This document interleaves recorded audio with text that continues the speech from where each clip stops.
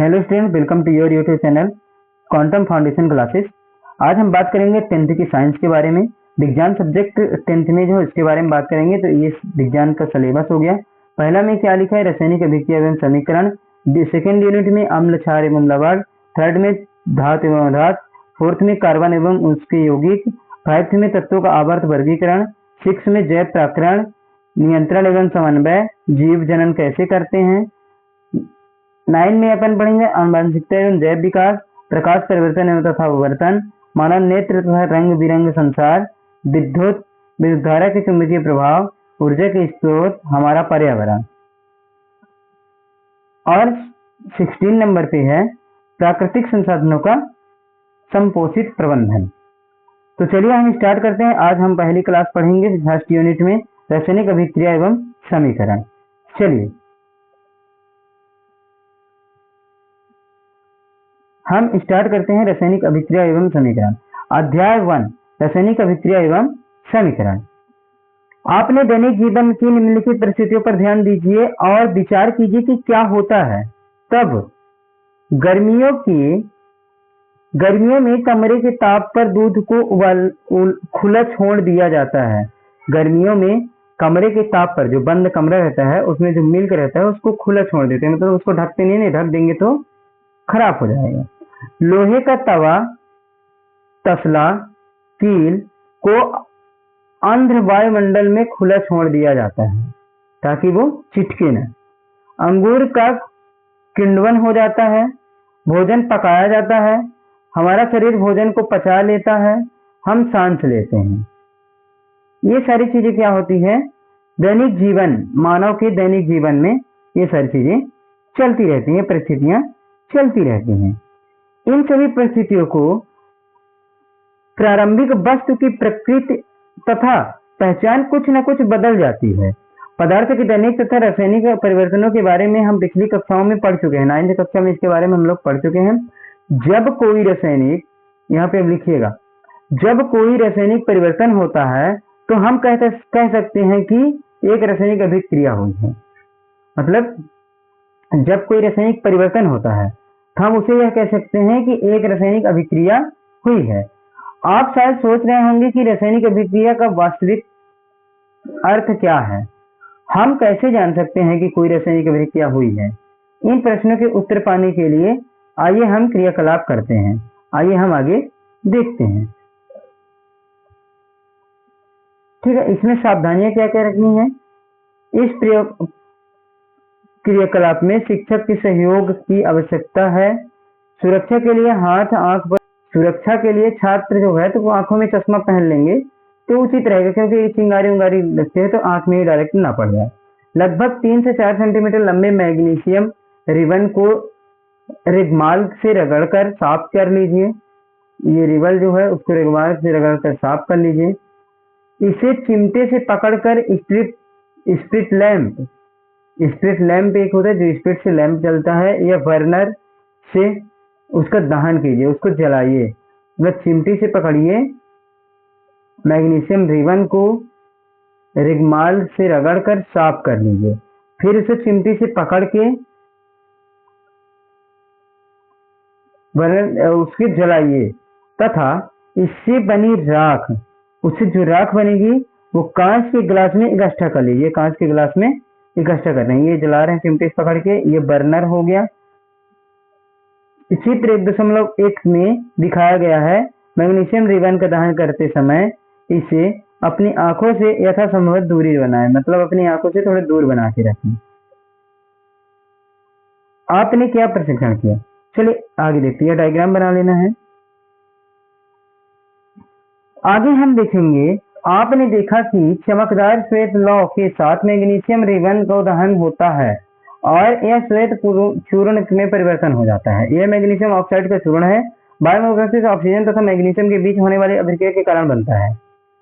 यह magnesium oxide का चूर्ण होता है। बात को समझिए, यह जो गिरा रिबन में दहन हुआ और जो उसका क्या बोला जाए, राख बोल देते हैं, समझ जाना। वो जो दहन हुआ तो वो क्या है, उसमें बायोमोलेक्युलर ऑक्सीजन और मैग्नीशियम के बीच अभिक्रिया के कारण यह बनता है। मैग्नीशियम ऑक्साइड का चूर्ण होता है, ठीक है। आगे देखते हैं।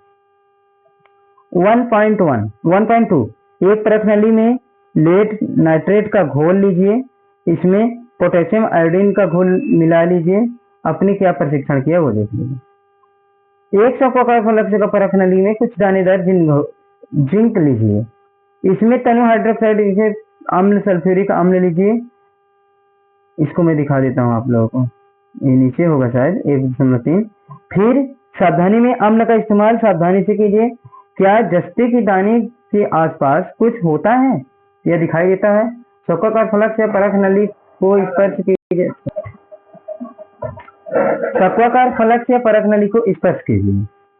क्या इसके तापमान में कोई परिवर्तन हुआ, ये देखना है। ऊपर दिए गए 3 क्रियाकलापों के आधार पर हम कह सकते हैं कि निम्न किसी भी प्रशिक्षण की सहायता से हम निर्धारित कर सकते हैं कि एक रासायनिक अभिक्रिया हुई है। अवस्था में परिवर्तन होगा, रंग में परिवर्तन होगा, गैस का निकास या उत्सर्जन होगा, तापमान में परिवर्तन होगा। यदि हम अपने आसपास हो रहे परिवर्तनों को देखें तो पाएंगे कि हमारे चारों ओर विविध प्रकार की रासायनिक अभिक्रिया हो रही है। इस अध्याय में हम विभिन्न प्रकार की रासायनिक अभिक्रियाओं और उसके प्रतीकात्मक निरूपण का अध्ययन करेंगे। समीकरण नंबर 1, यहां से लिखना स्टार्ट करिए। रासायनिक समीकरण क्या होता है, ये लिखिए, हेडिंग डालिए रासायनिक समीकरण। तो जब ऑक्सीजन की उपस्थिति में मैग्नीशियम रिबन का दहन होता है तब यह मैग्नीशियम ऑक्साइड में परिवर्तन हो जाता है। उसे वाक्य के रूप में किसी रासायनिक अभिक्रिया का वितरण बहुत लंबे समय तक हो जाता है। इस संक्षिप्त रूप में भी लिखा जाता है कि इसे शब्द समीकरण के रूप में लिखना सबसे सरलतम विधि है। मैग्नीशियम प्लस ऑक्साइड बराबर मैग्नीशियम ऑक्साइड। ऑक्सीजन की उपस्थिति में oxygen plus magnesium, magnesium plus oxygen की उपस्थिति में मैग्नीशियम रिबन का दहन मैग्नीशियम ऑक्साइड उत्पादन करता है। यह होता है रासायनिक समीकरण। ठीक है। अभिक्रिया में मैग्नीशियम या ऑक्साइड ऐसे पदार्थ जो अब उत्पाद, हेडिंग डालिए उत्पाद।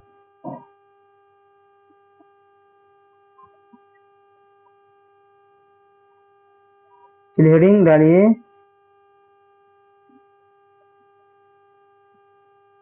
उत्पाद। लिखिए उत्पाद क्या है। तो अभिक्रिया में मैग्नीशियम तथा ऑक्सीजन ऐसे पदार्थ हैं जिसमें रासायनिक परिवर्तन होता है, उन्हें अभिकारक कहते हैं।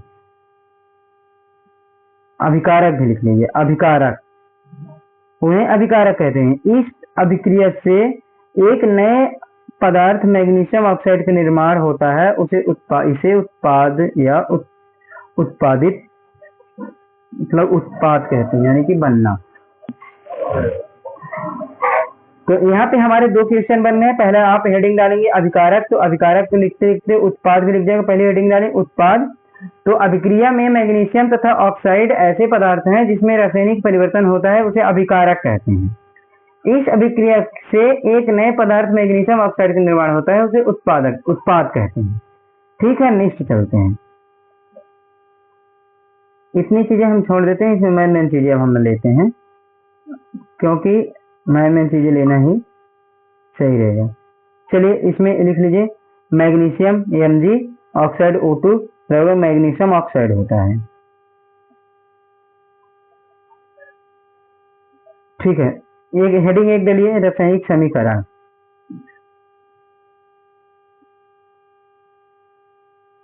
रासायनिक समीकरण किसी अभिक्रिया का ऐसा रासायनिक समीकरण ढांचा रासायनिक समीकरण कहलाता है। देखिए कैसा, तीर के निशान के बाईं और दाईं ओर के तत्व परमाणुओं की संख्या की गिनती कर उसकी तुलना करें। क्या दोनों ओर तत्वों के परमाणु की संख्या समान है? यदि है तो समीकरण संतुलित है, यदि नहीं तो समीकरण असंतुलित है। क्योंकि समीकरण के दोनों ओर द्रव्यमान बराबर नहीं है। किसी अभिक्रिया का ऐसे समीकरण रासायनिक ढांचा समीकरण कहलाता है। रासायनिक ढांचा और किसी ऐसी रासायनिक ढांचा रासायनिक समीकरण कहलाता है। तो हेडिंग डालेंगे आप रासायनिक समीकरण, और आप यहां से सारी चीजें को यहां से यहां तक लिख देना है। ठीक है, चलिए संतुलित रासायनिक समीकरण का महत्व जान लेते हैं। बहुत सारी चीजें मैं छोड़ रहा हूं, आप लोग लिखिए, हेडिंग डालिए संतुलित रासायनिक समीकरण का महत्व।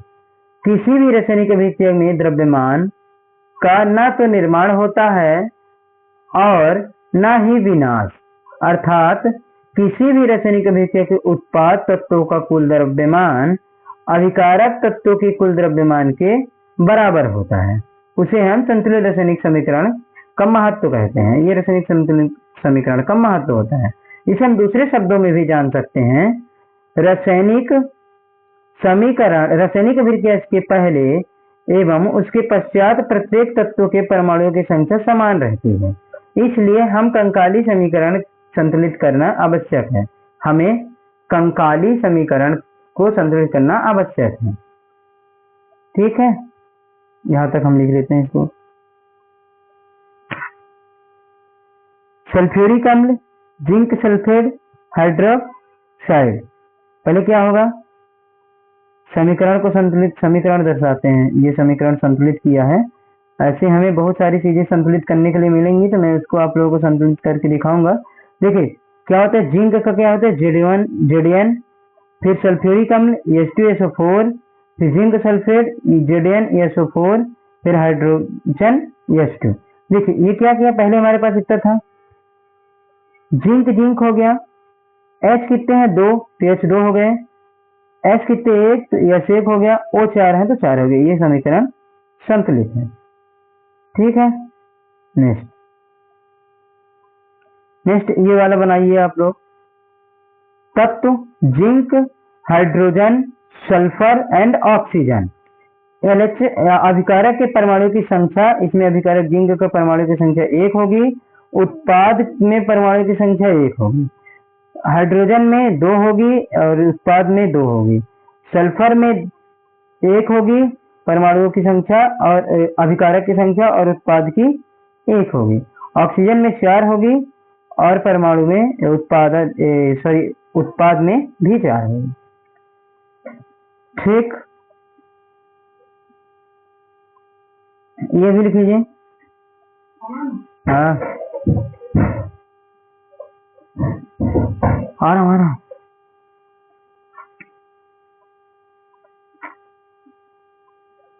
चलिए आगे की क्लास में हम देखेंगे प्रश्नों के बारे में। प्रश्न, वायु में जलने के मैग्नीशियम रिवर साफ क्यों किया जाता है, ये प्रश्नावली के बारे में देखेंगे। इन प्रश्नों के बारे में चर्चा करेंगे अगली क्लास में, क्योंकि आज हमने सब कुछ पढ़ लिया है। चलिए, थैंक यू फॉर वॉचिंग। जो हमारे चैनल पर नए हैं, चैनल सब्सक्राइब करें, वीडियो को लाइक शेयर कमेंट करें। धन्यवाद।